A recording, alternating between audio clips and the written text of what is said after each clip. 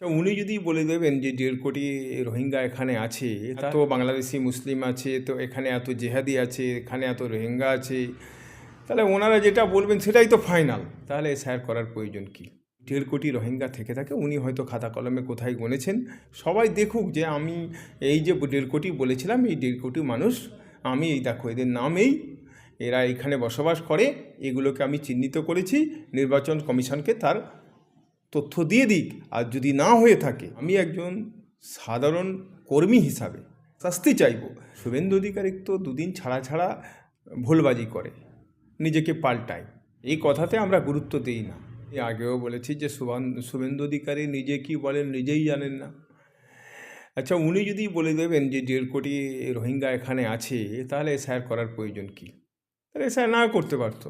তা ওনারাই বলে দিতেন যে এখানে এত বাংলাদেশি মুসলিম আছে, তো এখানে এত জেহাদি আছে, এখানে এত রোহিঙ্গা আছে, তাহলে ওনারা যেটা বলবেন সেটাই তো ফাইনাল। এই কথাতে আমরা গুরুত্ব দিই না। আমরা গুরুত্ব দিই ভারতবর্ষের সংবিধানকে, আমরা গুরুত্ব দিই ভারতবর্ষের মানুষকে, যারা সংবিধান তৈরি করেছে। শুভেন্দু অধিকারী তো দুদিন ছাড়া ছাড়া ভুলবাজি করে, নিজেকে পাল্টায়। ওদের এখন দেখবেন যে যখন তখন কুকথা বলে, মুখে গালাগালি করে, নানা ধরনের কুমন্তব্য করে। তো একজন যারা জনপ্রতিনিধি, তাদের কাছ থেকে এই ধরনের ভাষা আমরা কখনোই শিক্ষণীয় নয়, কখনো তাদের কাছ থেকে এই ভাষা আমরা প্রাপ্য বলে মনে করি না। আর যদি এখানে ওই 1.5 কোটি রোহিঙ্গা থেকে থাকে, উনি হয়তো খাতা কলমে কোথায় গুনেছেন। আমি বলবো সেই রোহিঙ্গাদের নাম, তাদের ঠিকানা, তাদের সমস্ত কিছু ফেসবুকে উনি ছেড়ে দিক। সবাই দেখুক যে আমি এই যে 1.5 কোটি বলেছিলাম, এই 1.5 কোটি মানুষ আমি এই দেখো এদের নাম এরা এখানে বসবাস করে, এগুলোকে আমি চিহ্নিত করেছি। নির্বাচন কমিশনকে তার তথ্য দিয়ে দিক।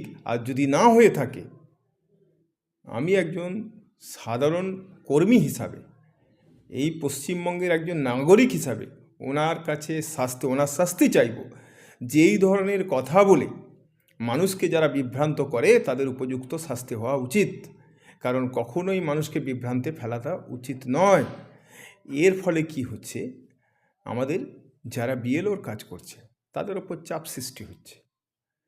আজকে বিএলওদের বলা হচ্ছে না যে তারা কি করবে, তাদের একসঙ্গে সব ইনস্ট্রাকশান দেওয়া হচ্ছে না। তাদেরকে বলা হচ্ছে না যে তোমরা এইটা করো, এইটা করবে। এরপরে সাপোর্টিংয়ের লোক নেই। আজকে বলছে আমরা ডিজিটাল ইন্ডিয়া। আরে যদি ডিজিটাল ইন্ডিয়া হয়, তাহলে কি দেখা যাচ্ছে, নেট নেই। একজন বিএলও যে কাজ করবে, তাকে বলে দেওয়া হয়েছে যে 15 দিনে কাজ তুলতে হবে, 1 মাসে কাজ তুলতে হবে। সে যে কাজ তুলবে, যে এন্ট্রি করবে, নেট নেই।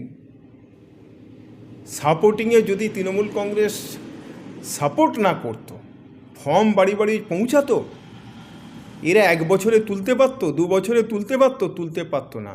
আমরা বাড়ি বাড়ি গিয়ে হিসাব করে বলতে পারিনি যে এখানে কত জেহাদি আছে, কত হিন্দু আছে, কত মুসলমান আছে, কত রোহিঙ্গা আছে।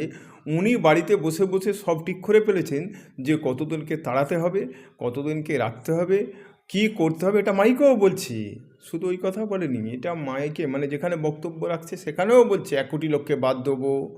একবার বলছে 1 কোটি, একবার বলছে 1.5 কোটি, একবার বলছে 2 কোটি। যা আছে সেটা 9 তারিখের পরেই আমি মনে করি সরকারিভাবে সামনে আসবে। বিভ্রান্তমূলক কথাতে আমরা কান দিইনি, আর পশ্চিমবঙ্গের মানুষও এতে কান দেবে না।